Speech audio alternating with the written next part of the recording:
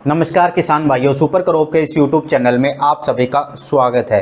किसान भाइयों, आज की इस वीडियो के अंदर हम चर्चा करेंगे धान की नर्सरी से संबंधित कुछ महत्वपूर्ण बातों के बारे में। क्योंकि किसान भाइयों, आप सभी को पता है कि धान के खेतों के अंदर नर्सरी ही एक मुख्य पार्ट है। अगर आपकी नर्सरी सही है तो मान के चलिए पूरे सीजन आपको कम से कम समस्याओं का सामना करना पड़ेगा। आपकी ओवरऑल पैदावार भी आपको ज़्यादा देखने को मिलेगी।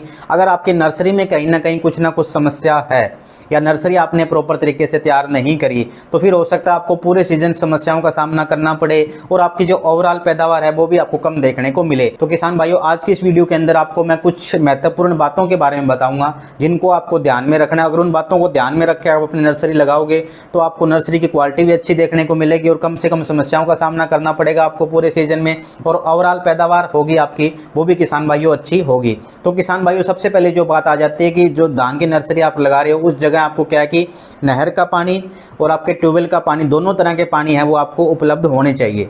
ये ना हो कि उस जगह में केवल आपके ट्यूबवेल का ही पानी उपलब्ध, नहर का कोई सोर्स नहीं है, और ये भी ना हो कि वहाँ केवल नहर का ही पानी का सोर्स है, ट्यूबवेल के पानी का कोई सोर्स नहीं है। क्योंकि हो सकता है किसान भाइयों, अगर नहर का पानी आ रहा है तो फिर आपको ट्यूबवेल के पानी की जरूरत नहीं है। अगर केवल ट्यूबवेल का पानी नहीं है तो अगर नहर का पानी है तो नहर का पानी, दोनों पानी आप मिक्स करके भी यूज़ कर सकते हो। अगर नहर का पानी आप नर्सरी के अंदर यूज़ करोगे तो किसान भाइयों निश्चित रूप से जो आपकी नर्सरी की जो क्वालिटी है वो आपको अच्छी देखने को ही मिलेगी। क्योंकि आपको पता है किसान भाइयों कि एक ट्यूबवेल का पानी आप यूज में लेके आते हो और एक नहर का पानी लेके आते हो, चाहे कोई भी खेती आप लगा लीजिए, उसमें आपको खुद को ही पता है भी कितना अच्छा रिजल्ट है वो नहर के पानी का देखने को मिलता है और कैसा रिजल्ट है वो ट्यूबवेल का पानी का वो आपको देखने को मिलता है। उसके बाद में जो किसान भाई, दूसरी जो चीज़ आपको क्या ध्यान रखनी है कि मक्की के खेतों के आसपास जो आपके क्या की नर्सरी नहीं लगानी, या कोई ऐसी क्रॉप ना हो जिसकी हाइट 4-5 फीट। तो क्यों होता क्या किसान भाई, जैसे गर्म हवा चल रही है, गर्म हवाएं चलेगी तो क्या कि उस पौधे से टकरा वापस आपके क्या कि धान की नर्सरी की तरफ आएगी, और क्या कि फिर नर्सरी ऊपर से आपको, जैसे कई बार आपने देखा होगा, जैसे अभी आपके वीडियो के अंदर आ चुका है, ऐसे पत्तियां ऊपर से बिल्कुल आपकी सड़ जाती है। तो इस समस्या का सामना आपको करने को मिल सकता है। अगर आपके धान की नर्सरी के बिल्कुल साथ में अगर मक्की का खेती लगे या दूसरी कोई ऐसी क्रॉप आपने लगा रखी है जिसकी हाइट लगभग 4 से 5 फीट की है, तो फिर आपकी धान की नर्सरी के अंदर जो ऊपर की जो पत्तियां हैं वो आपकी सड़ सकती है अगर गर्म हवाएं चलेगी। तो आपको कोशिश करना है कि धान के नर्सरी जहां आप लगा रहे हो उस खेत के आसपास में, या बिल्कुल आपके खेत के, जैसे यहाँ आपने अगर नर्सरी लगाई उसके बिल्कुल साथ वाले खेत के अंदर कोई ऐसी क्रॉप ना हो जिसकी हाइट 4-5 फीट ऊंची हो। दूसरी जो बात है किसान भाइयों वो है कि आपको खेत जहाँ आप नर्सरी लगा रहे हो उस खेत के अंदर किसी तरह का कोई खरपतवार नहीं होना चाहिए। खेत को बिल्कुल आपको साफ कर लेना है। खेत की जो आपकी डोलियाँ हैं बिल्कुल मतलब साफ सुथरी, नीट एंड क्लीन होनी चाहिए। उसके साथ साथ क्या है किसान भाइयों कि पूरा आपको डोलियाँ अच्छे तरीके से तैयार कर लेने, क्योंकि किसान भाइयों जो आपके जो ये खरपतवार होते हैं ना, यही सबसे बड़ी जड़ होती है। चाहे आपके खेत के अंदर कोई इंसेक्ट पेस्ट आ रहा है या फिर आपके डिजीज़ की अगर कोई इशू आ रहा है, तो वो सबसे पहला जो इशू स्टार्ट कहाँ होगा, आपके खेतों के अंदर जो कचरा आपके बाउंड्रियों पर रह जाता है ना किसान भाई, जो खरपतवार है, उसी से ही सारी समस्या आपके खेतों के अंदर पैदा होती है। उसके बाद में किसान भाइयों बात है कि आपको सीड आपको बिल्कुल अच्छी क्वालिटी का सीड आपको लेके आना है।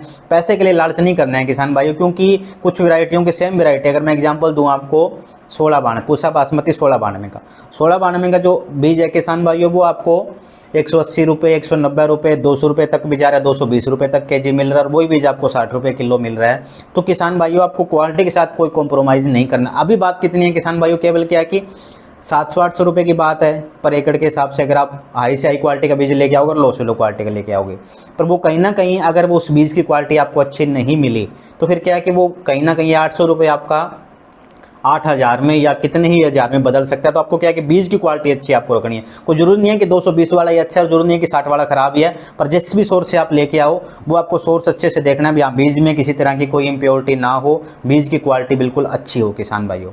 उसके बाद में बात आ जाती है किसान भाइयों की गोबर की खाद, क्योंकि हर किसान भाई गोबर की खाद अपने धान के नर्सरी के अंदर तो यूज में लेके आते हैं। तो जो गोबर की खाद किसान भाइयों अगर आप प्रयोग में लेके आ रहे हो तो कोशिश करिए कि बिल्कुल सड़ी गड़ी खाद हो ना किसान भाइयों, जो खाद काफ़ी पुरानी हो, कम से कम 6 महीने पुरानी खाद हो, वही आपको यूज में लिए। नहीं कि ठीक है 1-2 दिन पहले ही आपकी खाद थी घर में, आपने उठाई घर से और खेत में ले जाके सीधा नर्सरी में डाल दोगे, फिर क्या है किसान भाइयों उसकी वजह से आपको फ़ायदा तो कम मिलेगा, नुकसान ज़्यादा होगा। कि नुकसान ये होगा किसान भाइयों कि अगर आप जो गोबर की खाद है वो अगर पूरी गली नहीं हुई है, सली गली नहीं हुई है, तो फिर उसकी वजह से क्या दिक्कत आएगी किसान भाइयों कि आपको कहीं ना कहीं पीलापन आपको नर्सरी में देखने को मिलेगा। तो किसान भाई जो गोबर की खाद है वो बिल्कुल पुरानी खाद है, वो आपको यूज़ में लेके आनी है। उसके बाद में बात आ जाती है किसान भाइयों बिजाई का समय। बिजाई का समय किसान भाइयों बहुत ज़्यादा महत्वपूर्ण है। तो बिजाई का समय जो भी वैरायटी आप यूज में लेके आ रहे हो, यानी परमल अगर आप यूज में लेके आ रहे हो, या फिर बासमती आप लगा के आ रहे हो, या फिर आप हाइब्रिड यूज में लेके आ रहे हो, बिजाई का समय आपका बिल्कुल प्रॉपर होना चाहिए किसान भाइयों। और उसके साथ साथ क्या बिजाई जब आप कर रहे हो तो बिजाई के बाद में आपकी वो भी तैयारी पूरी होनी चाहिए। जब मेरी नर्सरी तैयार हो जाती है यानी 25-30 दिन या 40 दिन मैक्सिमम टाइम होता है, यानी 25 से दिन लेकर 40 दिन के बीच बीच में नर्सरी अब आपकी तैयार हो जाती है। तो जब वो आपके 40 दिन हो तो उसके बाद में आपके पास आपका खेत तैयार होना चाहिए रोपाई के लिए, ना हो कि 40 दिन से आप 50 दिन तक लेके जा रहे हो।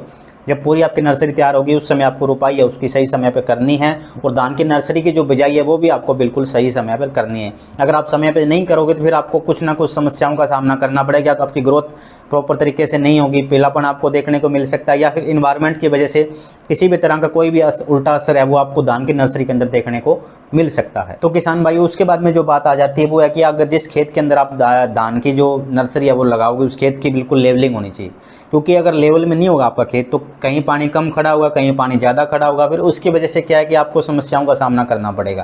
क्योंकि जहाँ पानी कम खड़ेगा वहाँ किसान भाई आपको पीलापन देखने को मिलेगा, चाहे आप जिंक डाल लेना चाहे आप फेरस सल्फेट डाल लेना, फिर वो आपके पीलेपन की समस्या आप मतलब आसानी से आपके खेतों के अंदर से नहीं जाएगी। तो इसलिए आपको क्या कोशिश करनी है कि बिल्कुल लेवल में होना चाहिए। जिस भी खेत के अंदर आप अपनी नर्सरी लगा रहे हो उस खेत का जो लेवल है बिल्कुल एकसार होना चाहिए, ताकि पानी एकसार खड़ा रहे पूरे खेत के अंदर, और आपकी जो नर्सरी है उसमें पेड़ेपन की समस्या आपको कम से कम देखने को मिले। क्योंकि किसान भाई ज़्यादातर क्या होता है, सभी किसान भाई ये कहते हैं कि हमने पूरा फर्टिलाइज़र डाला जितना एक यूनिवर्सिटी के द्वारा रिकमेंडेशन है, या फिर जो हम स्टैंडर्ड जो मेरे पड़ोसी ने डाला, या सब कुछ जो मतलब मैंने इक्वली डाला है, फिर भी क्या है कि मेरे खेत के अंदर पीलापन देखने को मिल रहा है, मेरे खेतों के अंदर नीमाटोड की समस्या भी नहीं है, फर्टिलाइजर मैं पूरा डाल रहा हूँ, माइक्रो न्यूट्रेंट की भी मैंने जैसे आपके जिंक है या फेरस सल्फेट का भी मैंने छिड़काव कर दिया 2-3, फिर भी जो पीलापन है वो नहीं जा रहा है। उसके पीछे की जो मेन वजह है किसान भाई वो लेवलिंग। अगर आपका खेत बिल्कुल लेवल में नहीं होगा, पानी उसमें एकसार नहीं खड़ा होगा, तो फिर पीलापन आपको देखने को मिले ही मिलेगा किसान भाइयों। तो आपको कोशिश करनी है कि खेत बिल्कुल एक से लेवल हो। और कुछ किसान भाई कि हम तो लेजर लेवलिंग करवा के लगाइए तो भी पीलापन देखने को मिलेगा। उस केस में क्या है किसान भाइयों को, जो लेजर लेवलिंग जिससे आप करवा रहे हो उसको देखिए भी कौन करने वाला बंदा है, क्या उसको एक्सपीरियंस है ये ना, जो उसके पास मशीन जो यूज़ में लेके आ रहा है वो क्या प्रॉपर तरीके से सही है, क्या उसने लेवल इक्वली निकाला है। क्योंकि खेत में वो लेजर लेवलिंग घुमाने से लेजर लेवलिंग नहीं होती किसान भाइयों, उसके लिए प्रॉपर ये, क्योंकि ये साइंस वाला काम है। तो इसके अंदर थोड़ी सी भी अगर एरर है मशीन के अंदर या कुछ करा के अंदर एरर है तो फिर मान के चलिए वो लेजर लेवलिंग नहीं होगी। देखने में तो आपको लगेगा हाँ हो गया काम, पर जब उसमें पानी चलेगा ना किसान भाइयों, फिर वो पानी क्या है कहीं कम तो कहीं ज़्यादा खड़ेगा। तो इसलिए आपको क्या है कि जिस भी मशीन से आप लेजर लेवलिंग करवा रहे हो तो उसको देखिए वो प्रॉपर तरीके से होनी चाहिए, उसमें किसी तरह का एरर ना हो, ताकि खेत में एकसार पानी है वो खड़ा रहे किसान भाइयों। उसके बाद में जो बात है किसान भाइयों वो आपकी सीड ट्रीटमेंट की। सीड ट्रीटमेंट है वो किसान भाइयों आपको जरूर करना ही करना है। तो बिना ट्रीटमेंट के किसान भाइयों धान का बीज की जो आपका वो अपने खेतों के अंदर बिजाई है वो नहीं करनी, तो सीड ट्रीटमेंट आप जरूर कर ले। और नमी किसान भाइयों आपको प्रॉपर मेंटेन करके रखनी है सोइल के अंदर। ये भी ना हो कि बहुत ज़्यादा पानी आप डाल रहे हो, दोपहर में जितनी ज़्यादा गर्मी पड़ रही है तो पानी आपका बिल्कुल गर्म हो जा रहा है, जिसकी वजह से नर्सरी में नुकसान हो रहा है। ऐसा भी काम ना हो, और ऐसा भी सिस्टम ना हो किसान भाइयों कि उसके अंदर पानी बिल्कुल जा ही नहीं रहा है, वो सूखी रह रही है। तो आपको क्या करना है कि नमी मेंटेन करके रखनी है किसान भाइयों। और आपके अंदर क्या है कि जो एक्सेसिव पानी है उसको बाहर निकालने का भी बंदोबस्त आपके पास होना चाहिए। क्योंकि कई बार ऐसा होता है कि आपने सुबह सुबह पानी दिया 9 साढ़े 9 के 10 साढ़े 11 बजे के पास गर्मी बहुत ज़्यादा होगी, पानी आपसे ज़्यादा डल गया, तो अब निकालने का सोर्स नहीं आपके पास। तो उसको जिस भी खेत के अंदर आप अपनी धान की नर्सरी लगा रहे कोशिश करिए कि उस खेत के अंदर पानी की निकासी के लिए भी प्रॉपर संसाधन होना चाहिए।